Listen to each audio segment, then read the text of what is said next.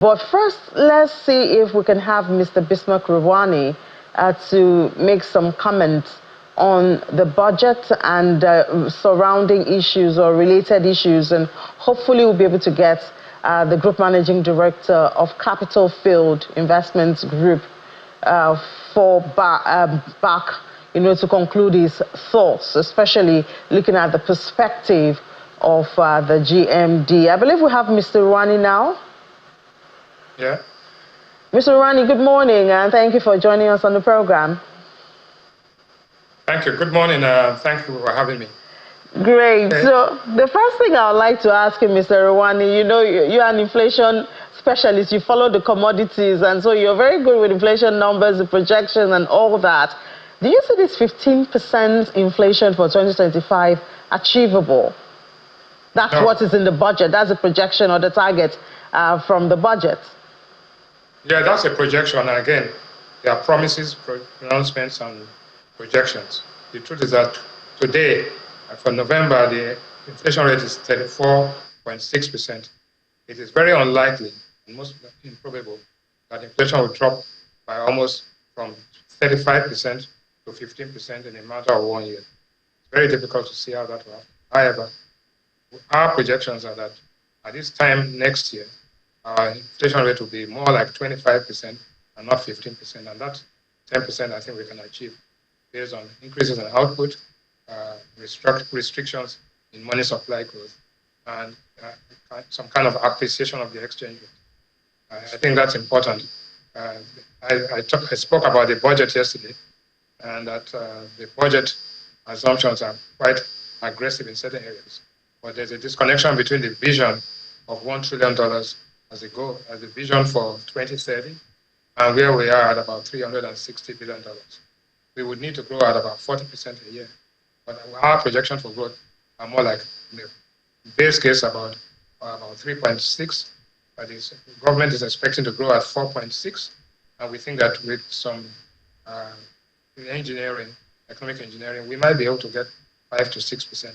So generally speaking, I think the budget is realistic, but the question of the oil price at $75 as a benchmark may not be realistic at this point in time. We think oil is more likely to go towards $70 a barrel. Mr. Rewane, can you hear me? That could affect the way things turn out. Mr. Rewane, can you hear me? I can hear you. Okay, yeah, but it seems that your audio is fluctuating, so we can hear part of what you say and we cannot hear part of it, and we are losing, the better part of the information you're sharing with us. So let's just take a break now on the program, and we'll try to fix this, and then we'll come back to you in a couple of minutes, Mr. Rewane. Our viewers, please do hold on. Let's take a break and try to fix this technicalities, and then we'll be back to have, an interesting conversation. Stay with us.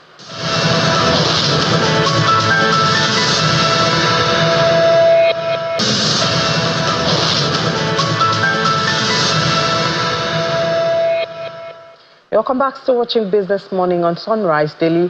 Just before that break, we were speaking with Mr. Bismarck Rewane, the Chief Executive Officer of Financial Derivatives Company. Mr. Rewane, I hope we'll have a better conversation now. Look at those. I think so. Yes, it sounds so. So we hope it stays that way. So, Mr. Rewane, please help us to clarify. So, what is the peg for the dollar? Some in a document I've seen says 1,004.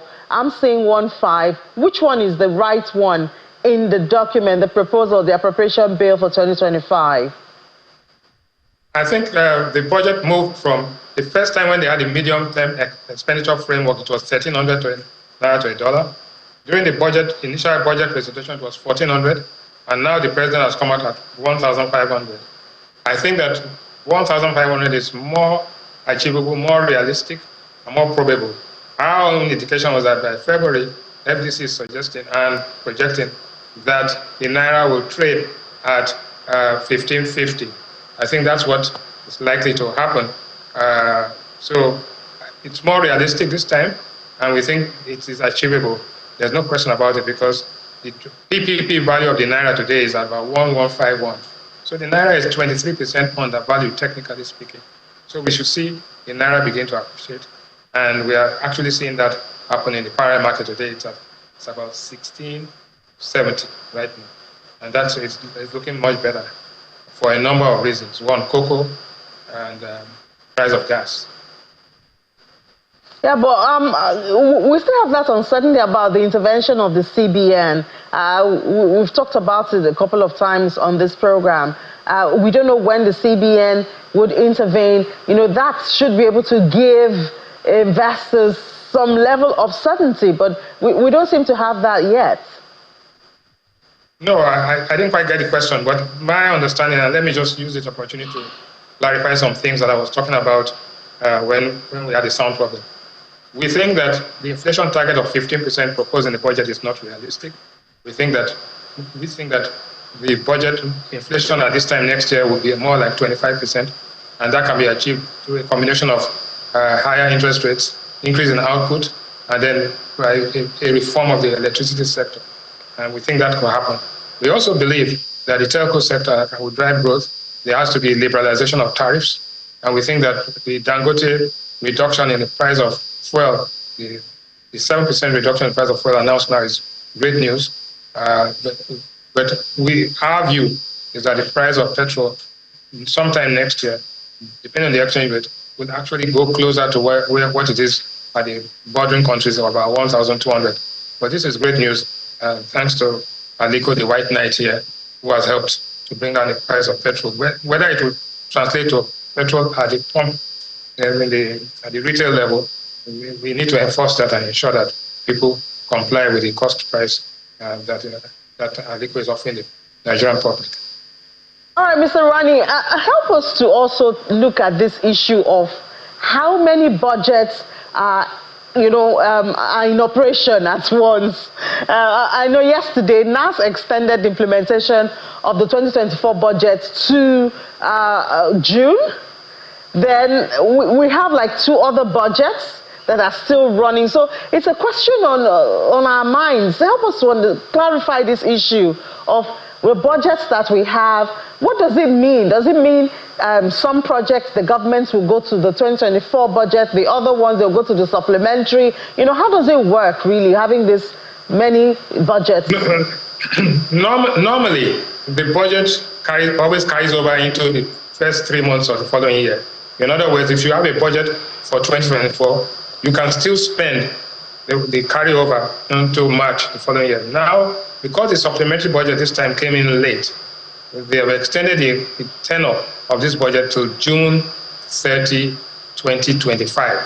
So what it means is that you have the 2024 budget running, you have the supplementary budget of 2024 running till June, and then you have the 2025 budget. So essentially, you will have 3 budgets running at the same time. But that's not the key thing. The key thing is how much is being spent, how much is being earned, and what's the impact on growth, inflation, and the welfare of the people. That's the most important thing.